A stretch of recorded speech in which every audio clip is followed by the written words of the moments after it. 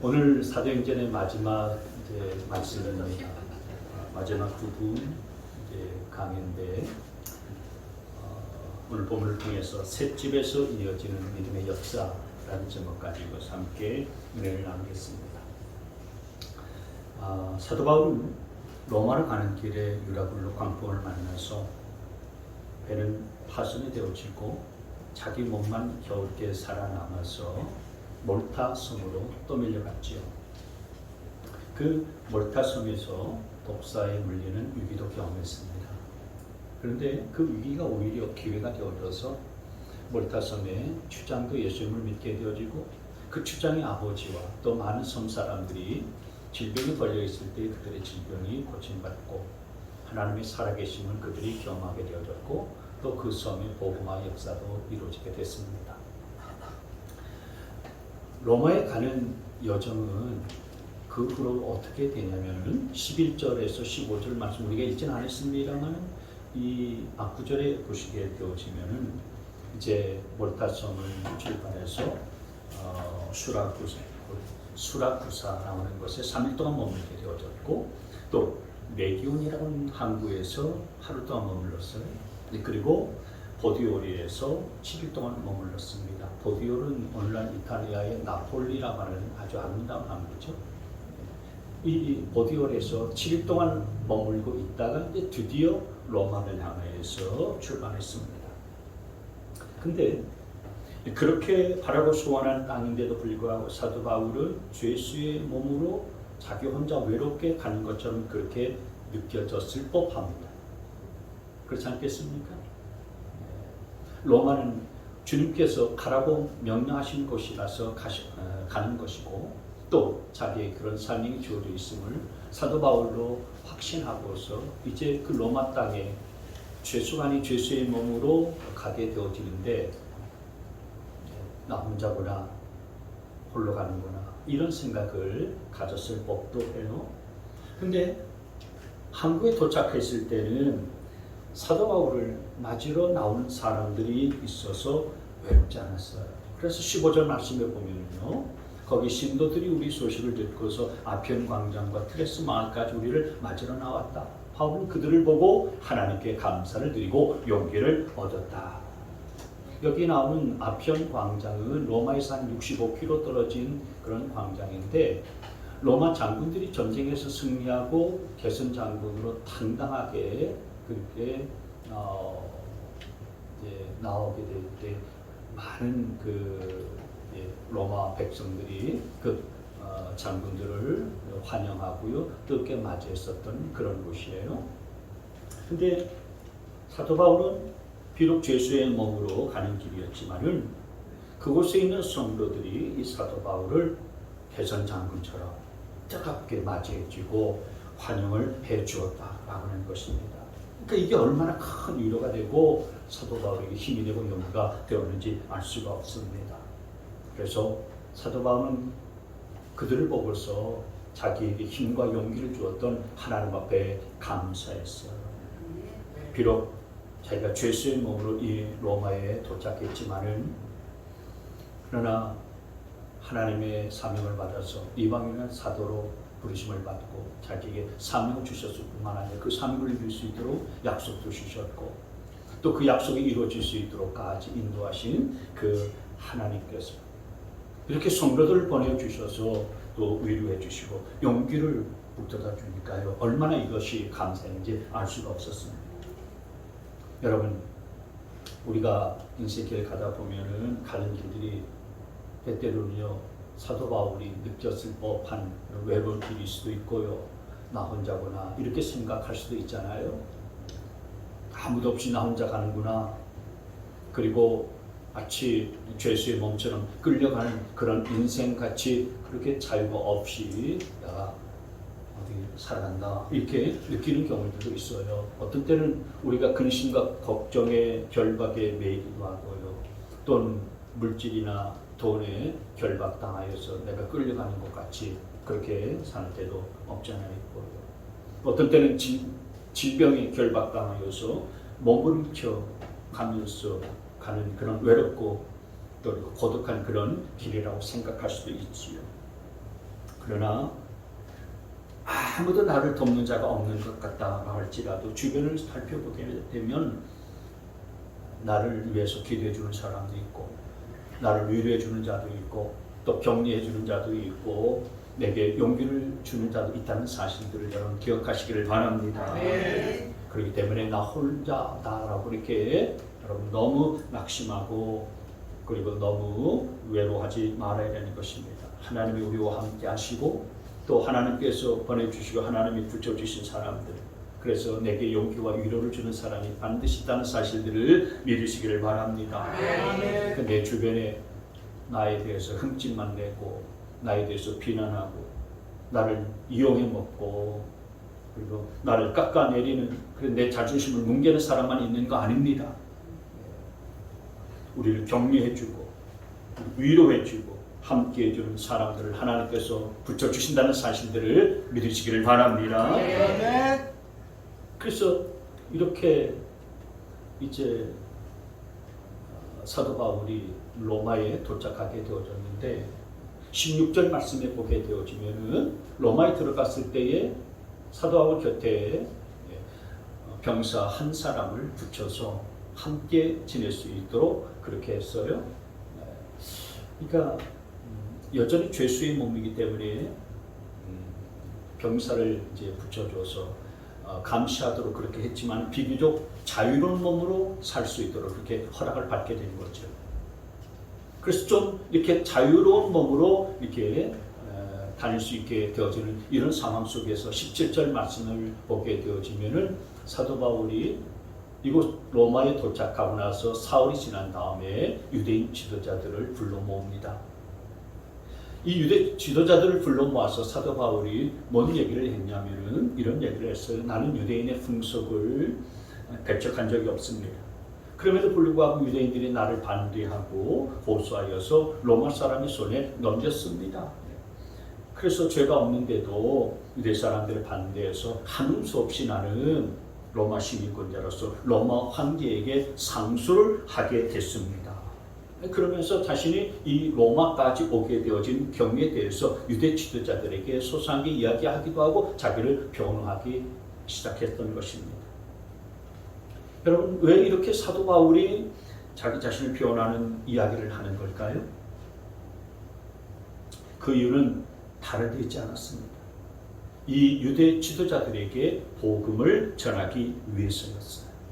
그래서 20절 말씀에 보게 되어지면은 이런 까닭으로 나는 여러분을 뵙고 말씀드리려고 여러분을 오시라고 청한 겁니다. 내가 이렇게 쇠수선에 매여 있는 것은 이스라엘의 소망 때문입니다. 다시 말해서 내가 죄수의 몸으로 이 로마에 온 것은 딱 한 가지, 그것은 이스라엘의 소망 때문입니다 라고 말했다는 거예요. 이스라엘의 소망이 뭡니까? 메시아이신 예수 그리스도가 이스라엘의 소망입니다. 우리의 구주이십니다 라고 하는 얘기거든요.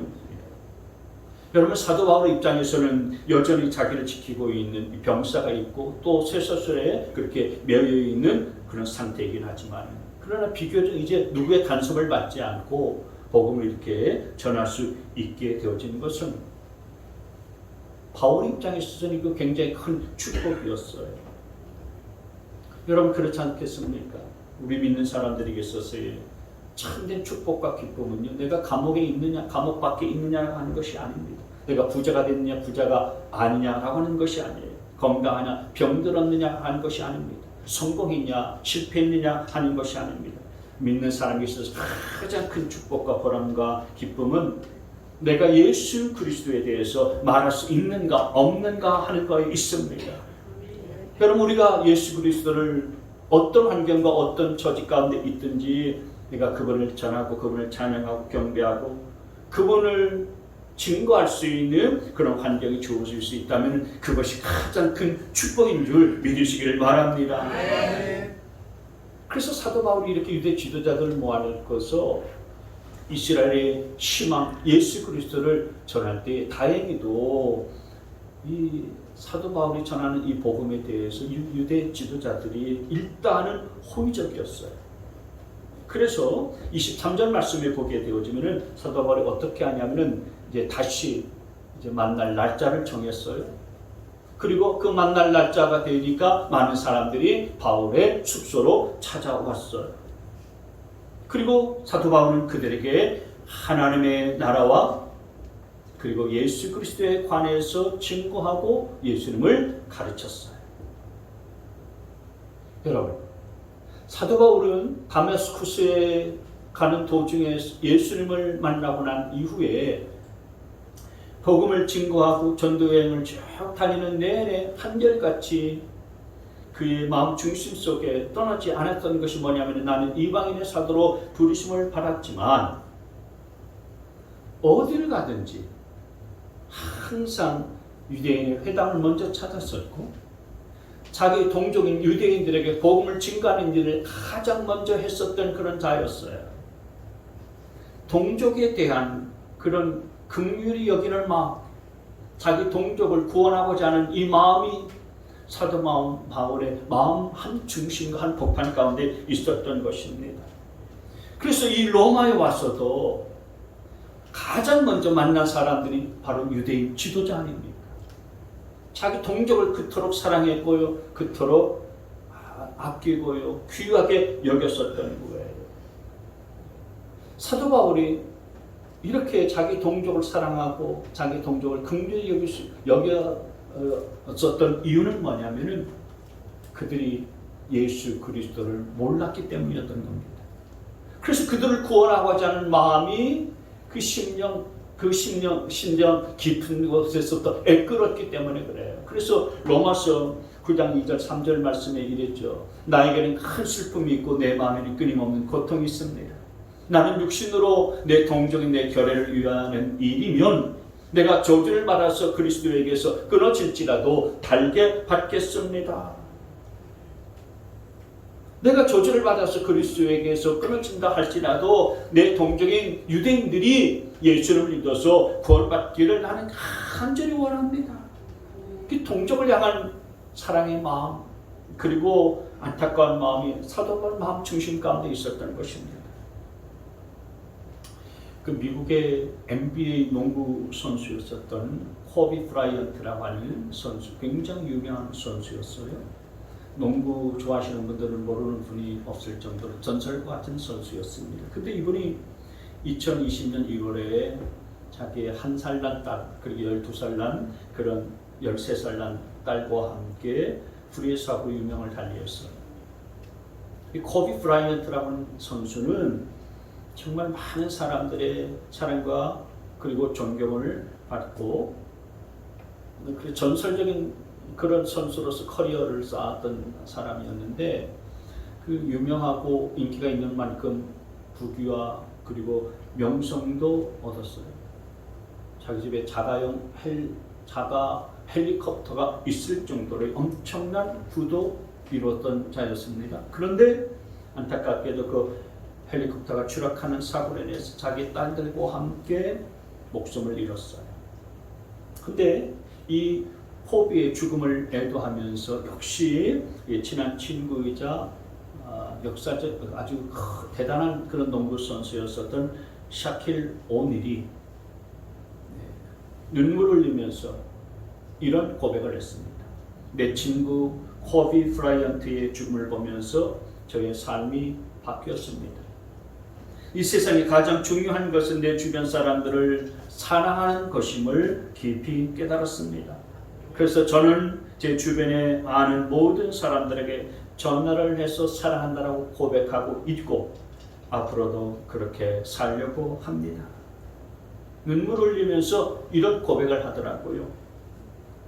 친구의 죽음 앞에서 정말 중요한 것은 내 주변에 있는 사람들, 나와 가까이 있는 사람들 내가 사랑하면서 사는 것임을 깨달았다라고 하는 거예요. 그렇죠. 정말 내 주변에 가까이 있는 사람들을 사랑하면서 사는 것은요 굉장히 중요한 거예요. 그러니까 이 샤킬 오닐은 친구 코비의 죽음을 보면서 귀한 깨달음을 가졌었던 거죠. 귀한 일입니다.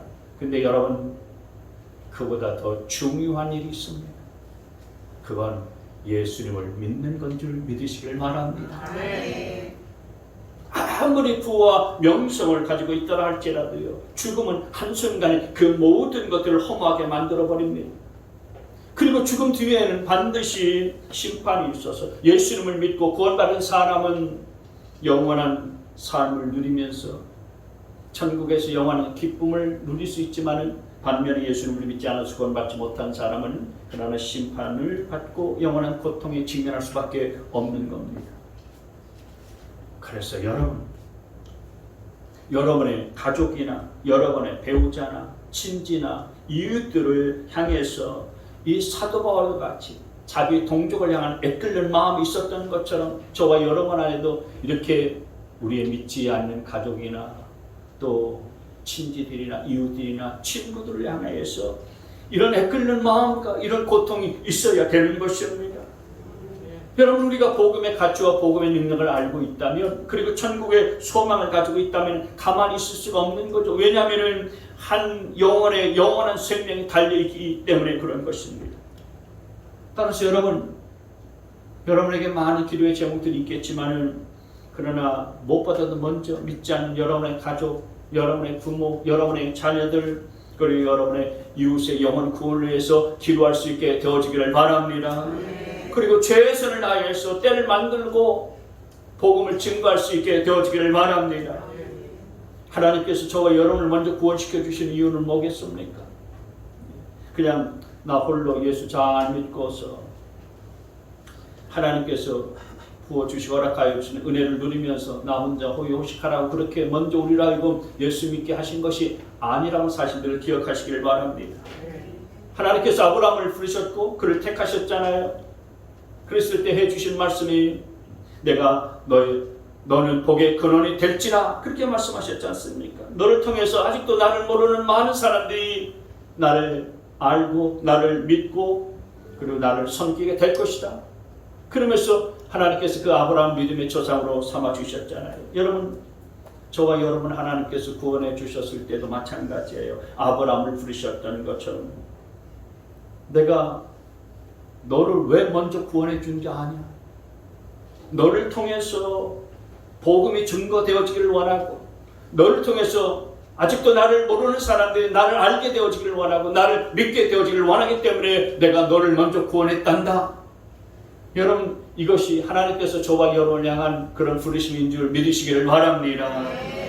그래서 여러분, 믿지 않는 영혼을 위해서 우리가 먼저 기도하고 또 최선을 다해서 복음을 전할 수 있게 되어지기를 바랍니다. 그래서 여러분의 믿지 않는 배우자가, 믿지 않는 여러분의 자녀와 믿지 않는 여러분의 부모가, 믿지 않는 여러분의 친구와 믿지 않는 여러분의 이웃과 친지들이 여러분을 통해서 복음을 듣고 예수님을 믿는 놀라운 열매가 맺혀질 수 있게 되어지기를 주의 이름으로 축복합니다. 그래서 이렇게 사도 바울은 유대인들에게 아침부터 저녁까지 하나님의 나라를 증언했고 또 주 예수 그리스도의 관한 일들을 가르쳤어요. 복음을 증거했습니다. 근데 사도 바울이 이렇게 복음을 증거했더니 나타나는 반응이 두 가지였습니다. 24절 말씀 보시면 더러는 그의 말을 받아들였으나 더러는 믿지 않았다. 믿는 사람도 있었고 믿지 않는 사람도 있었다는 거예요. 여러분, 사도 바울은 어떤 사람입니까? 사도 바울은 신약 성경 13권이나 썼었던 그런 사람이에요. 구약 성경에 대해서 하나님에 대해서 너무나도 잘 알고 있었던 탁월한 그런 복음 증거자였고 사도였습니다. 근데 그 위대한 사도가 복음을 전했음에도 불구하고 그것도 30-40분을 전한 것도 아니고 아침부터 하루 종일 저녁까지 하나님의 나라를 증언했고 예수 그리스도를 가르쳤는데도 불구하고 믿는 사람도 있었고 믿지 않는 사람도 있었다는 거예요. 여러분, 이게 영적 현실입니다. 복음이 들어오면 그 복음을 받아들이는 사람도 있고 이상하게 귀를 닫는 사람도 있는 겁니다. 마음을 닫는 사람도 있어요. 근데 여러분, 믿고 안 믿고는 그 사람의 그런 문제이지만 결과는 하늘과 땅처럼 다르다는 사실들을 우리가 기억해야 하는 것입니다. 믿는 사람은 구원을 얻을 것이고 믿지 않는 사람은 정죄를 받게 될 것입니다. 믿는 사람은 영생을 얻게 되지만 믿지 않는 사람은 심판을 받게 되는 것입니다. 근데 저와 여러분은 예수님을 믿고 구원받고 하나님의 자녀로 살아가고 있잖아요. 우리가 예수님을 믿고 구원받아서 하나님의 자녀로 살아가게 되어진 것은 우연히 된 것도 아니고 우리의 공로와 오랜 노력도 된 것이 아님을 여러분 믿으시죠? 우연히 된 거 아니에요. 우리의 공로나 우리의 노력으로 된 거 아닙니다. 여러분들 가운데는 아마 여러 가지 방법을 통해서 다양한 그런 이유로 예수님을 믿게 됐을 거예요. 예수님을 믿게 되어졌던 이유가, 계기가 다 다를 거예요. 그러나 어떻게 되어졌든지 간에, 어떻게 우리가 예수님을 믿었든지 간에 우리는 예수님을 믿고 구원받는 것이 우연히 된 것이 아니고요. 우연처럼 보이지만 우연이 아니라는 사실을 성경이 이렇게 말하고 있습니다. 에베소서 말씀 보세요. 하나님은 세상 창조 전에 그리스도 안에서 우리를 어떻게 했습니까? 택하시고 사랑해 주셔서 하나님 앞에서 거룩하고 흠이 없는 사람이 되게 하셨습니다. 그리고 하나님은 하나님의 기뻐하시는 뜻을 따라 예수 그리스도를 통하여 우리를 하나님의 자녀로 삼으시기로 어떻게 하셨어요? 예정하셨다라고 말씀을 했습니다. 그러니까 여러분, 하나님께서 우리를 택하시고 우리를 사랑하시고 작정하셨는데 언제부터 우리를 사랑하시고 우리를 택하시고 작정하셨냐면은 4절 말씀에 다시 보시면은 세상 창조 전에 그렇게 하셨다고 말씀하셨어요.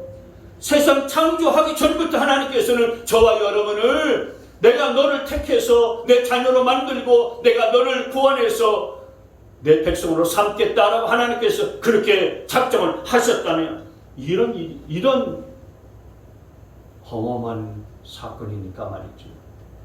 우리가 예수 믿고 구원받으신 우연히 벌어진 일이 아닌 거예요. 그래서 여러분, 우리가 예수님을 믿고 구원받게 된 것은요, 뭡니까? 은혜인 줄 믿습니다. 은혜. 받을 만한 자격이 있는 사람이 아닌, 전혀 자격도 없고 조건도 갖춰지지 아니한 자들에게 거저 베풀어 주시는 선물, 곧 은혜인 것입니다. 아멘. 그래서 우리의 구원은 전적인 하나님의 역사고 절대적인 하나님의 은혜인 것을 믿으시길 바랍니다. 저와 여러분은 우주 만물을 만드신 그런 하나님의 특별한 사랑과 특별한 은혜를 받은 그런 자녀인 거예요. 이 하나님의 은혜에 대한 감사와 기쁨이요, 여러분 안에 휘몰아치는 그런 모습들, 그런 역사가 일어날 수 있게 되어지기를 축원합니다. 얼마나 놀랍고 얼마나 감격스러운지 알 수가 없습니다. 복음을 받고서 우리가 이렇게 구원받은 자로 살아가고 있지 않습니까? 사도 바울은 그렇게 복음을 증거할 때 믿는 자도 있고 믿지 않는 자도 있는 그런 상황 가운데에서 믿지 않는 유대인들을 보면서 답답함을 느꼈어요. 그래서 이렇게 말하고 있습니다. 28절 말씀에, 그러므로 여러분은 하나님의 이 구원의 소식이 이방 사람에게 전파되었음을 알아야 합니다. 그들이야말로 그것을 듣고 받아들일 것입니다. 유대인들이 안타까운 것은 뭐냐면은 하나님께서 그 유대 백성들에게 수없이 말씀하셨잖아요. 내가 메시아를 너에게 보낼 것이다. 그 메시아가 너희를 구원할 것이다. 이렇게 말씀하셨는데도 불구하고 메시아를 기대했지만 그 메시아가 예수 그리스도라는 사실들은 인정하지 않았어요. 그래서 예수님을 메시아로 받아들이지 아니하고요, 오히려 거절했습니다. 그래서 하나님께서 수많은 선지자들을 보내지 않았습니까? 구약성경에 보면 많은 선지자들 이스라엘 백성들에게 보내서 내가 너희들에게 메시아를 보낼 것이다. 제발 믿어라. 내게로 돌아와라. 선지자를 통해서 그렇게 말씀하셨는데도 불구하고, 그 애타는 심정으로 말씀하셨는데도 불구하고 유대인들은 믿지 않았어요. 메시아로 오신 예수님을 거역했습니다. 그래서 결국 하나님께서 독생자이신 예수님을 이 땅에 보내주셨는데도 불구하고 유대인들은 예수님을 믿지 않아요. 오늘 사도 바울도 예수님이 바로 메시아시다, 구약의 수많은 선지자를 통해서 하나님이 약속하신 메시아가 바로 예수 그리스도이시다, 그분이 바로 우리의 구주십니다 라고 그렇게 오늘 복음을 이렇게 전하고 있음에도 불구하고 유대인들은 역시 마찬가지로요 받아들이지 않는 겁니다. 그래서 사도 바울이 오늘 이 말을 한 거예요. 여러분은 하나님의 이 구원의 소식이 이방 사람에게 전파되었음을 알아야 합니다. 그들이야말로 그것을 듣고 받아들일 것입니다. 유대인들이 받아들이지 아니하니까 그 복음이 누구에게로 먼저 넘어가게 됐냐면 이방 사람들에게로 먼저 넘어가고 흘러가게 되었다는 거예요. 그래서 이방 사람들 다 구원받는 거예요. 이방 사람들은 다 생명을 얻고 영원 구원의 역사가 벌어지게 되어지는데 유대인들은 아직까지도 그것을 깨닫지 못하고 예수님을 메시아로 인정하지도 않고 받아들이지 않고 믿지도 않는 거예요. 여러분, 이 28장 28절의 이 말씀은요, 굉장히 중요한 말씀입니다. 왜냐하면 1장 8절 말씀을 한번 같이 보시죠. 여기 이제 처음 사도행전을 시작할 때 우리 주님께서 부활하시고 승천하시기 제자들을 해주셨던 유명한 말씀이잖아요. 자, 시작. 성령이 너희에게 내리시며 너희는 능력을 받고 예루살렘과 온 유대와 사마리아에서 그리고 마침내 땅끝까지 이르러 내 증인이 될 것이라. 아멘. 여러분, 우리가 이미 아는 것처럼 오순절에 마가의 다락방에서 120명의 제자들과 성도들이 기도할 때에 어떤 역사가 벌어졌습니까? 성령이 강림하는 역사가 벌어졌잖아요. 그래서 성령이 임하자 오늘 주님께서 말씀하여 주신 것처럼 그들이 능력을 받고 방언도 말하고 예언도 말하고요, 귀신도 쫓아내고 온갖 질병도 다 고치면서 하나님의 놀라운 권세와 능력이 나타나는 것들을 경험했어요. 그리고 그 능력을 힘입어서 예루살렘에서 복음을 증거하기 시작했습니다. 근데 예루살렘에서 유대인들에게 복음을 증거하니까 그것을 거부하고 반대하는 사람들이 이 믿는 그리스도인들을 핍박하기 시작했잖아요. 그래서 그리스도인들이 흩어졌어요. 그래서 예루살렘에서 흩어져서 사마리아로 흩어져 복음 증거했습니다. 그리고 사마리아에서 더 나아가서 땅끝까지 이르러서 이제 곳곳에 가서 흩어져서 복음을 증거하기 시작하게 되어졌었던 것입니다.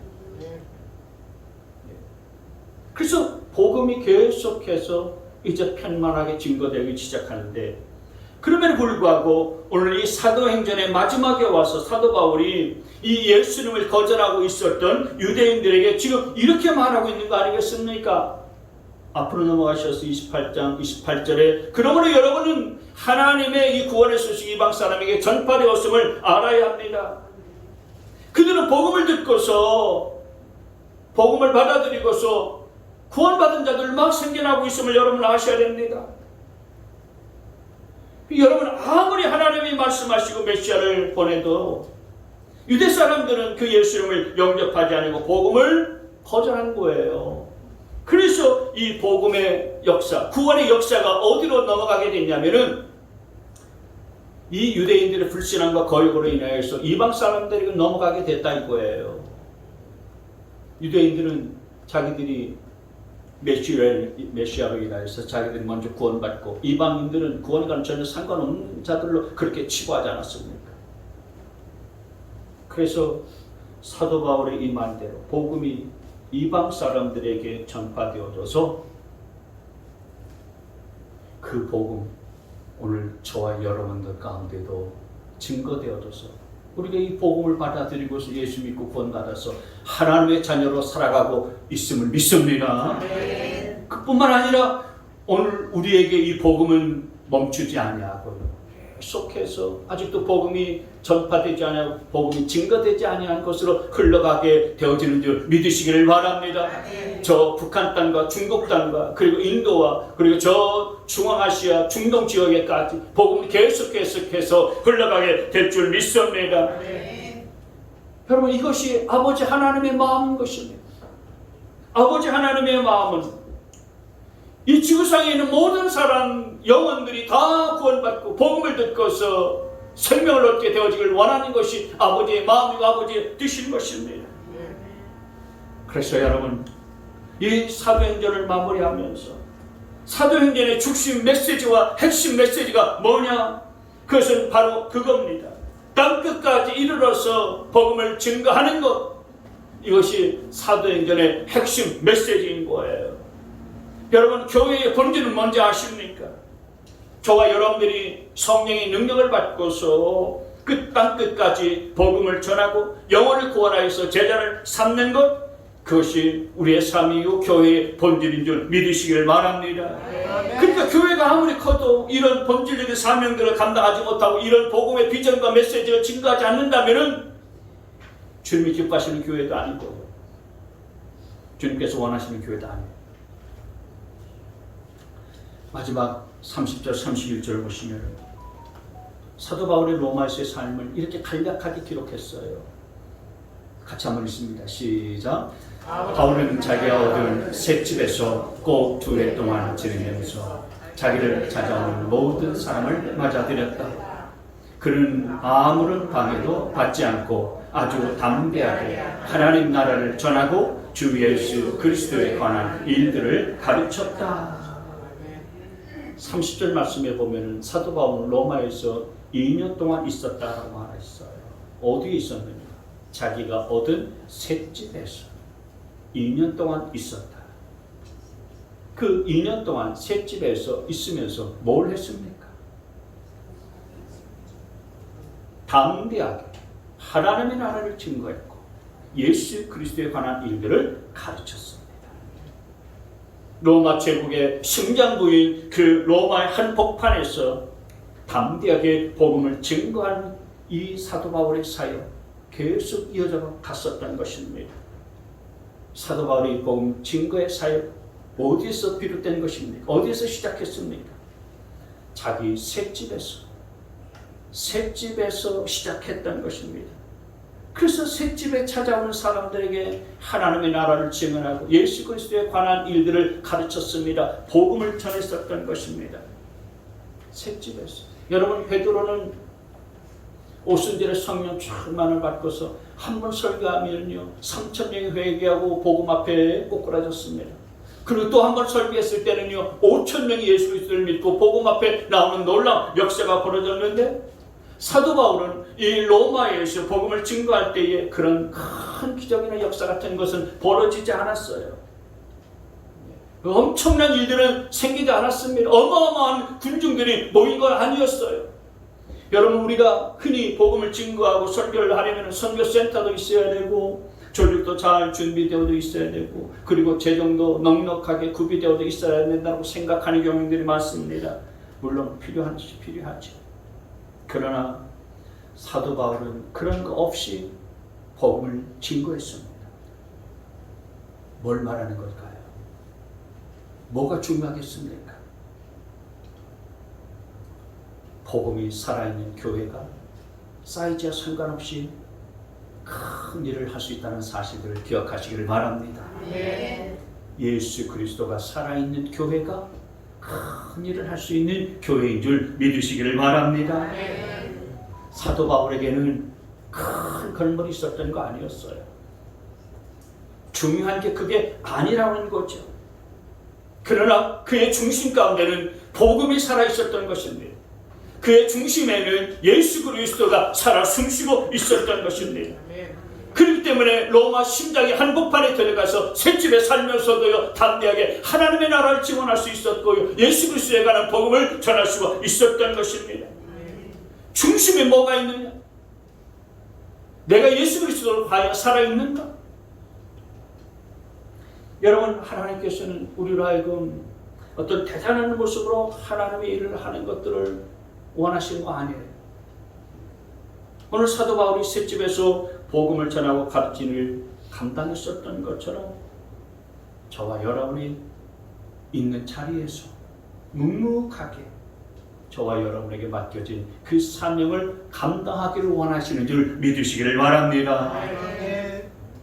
여러분, 이 셋집에서의 사도 바울의 사역은 어떻게 보면 아주 초라하고요 보잘것 없어 보입니다. 셋집 얻어가지고서 복음을 증거합니까? 뭐가 대단하겠습니까? 우리 교회처럼 상가에 쇠를 얻어가지고 사는 교회인데 큰 일이 벌어질 것이라고 사람들이 기대하겠습니까? 근데 초라하게 보이지만 초라하지 않아요. 이 셋집에서 시작되어지는 복음의 역사로 말미암았어. 나중에 300년이 지나고 난 다음에 대로마 제국은 기독교를 국교로 공인하고 국교로 인정하는 놀라운 열매로 맺혀졌다는 사실들을 기억할 수 있게 되어지기를 바랍니다.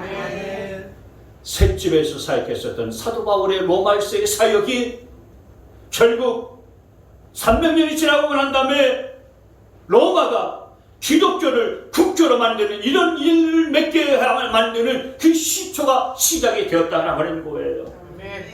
뭘 말하는 것입니까? 여러분의 일상의 삶 가운데서도요, 매일매일 똑같이 돌아가는 삶이 반복이다라고 할지라도 그 심령 속에 복음이 살아있고 예수 그리스도가 살아있기만 한다면은 능히 사명을 감당할 수 있는 삶을 살아갈 수 있게 되어질 것이고, 그 사명을 감당하는 삶 가운데는 반드시 하나님께서 아름답고 복된 열매를 맺게 해 주신다라고 하는 것입니다.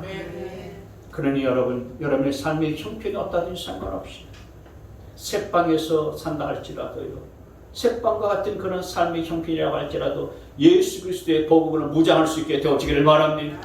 저와 여러분께 맡겨주신 사명을 더 잘 감당해서 하나님 앞에 좋은 열매로 영광 돌릴 수 있게 되어지시기를 주의 이름으로 축원합니다. 사도행전이 오늘 말씀을 보게 되어지면 이렇게 해서 뭔가 마무리되지 않는 것처럼 그렇게 끝나요. 그러니까 뭐 용두삼이처럼 끝나는 것 같습니다. 이게 끝이에요. 사도행전에 그는 아무 방해도 받지 않고 아주 담대하게 하나님 나라를 전하고 예수 그리스도에 관한 일을 가르쳤다, 이렇게 하고 끝납니다. 이건 뭘 말하는 걸까요? 저는 주님께서 이런 말씀을 하신다라고 믿습니다. 나는 이제 구원받은 너희들이 새롭게 사도행전 29장을 써 내려가기를 원한다. 이런 주님의 중심과 주님의 마음이 여기 실려 있는 줄 믿습니다. 그래서 저와 여러분이 성령의 능력을 받아서 사도행전 29장을 새롭게 써 내려가는 일들을 이 셋집에서부터 시작할 수 있게 되어지기를 바랍니다. 땅끝까지 복음을 증거하려고 하는 이런 마음과 중심, 우리가 그것을 주 앞에 내려놓고 이 사명을 감당하고도 몸부림치게 되어질 때에 주님의 명령이 저와 여러분을 통해서 이 땅 가운데 이루어지고 성취되어지는 놀라운 역사가 임하게 되리라 믿습니다.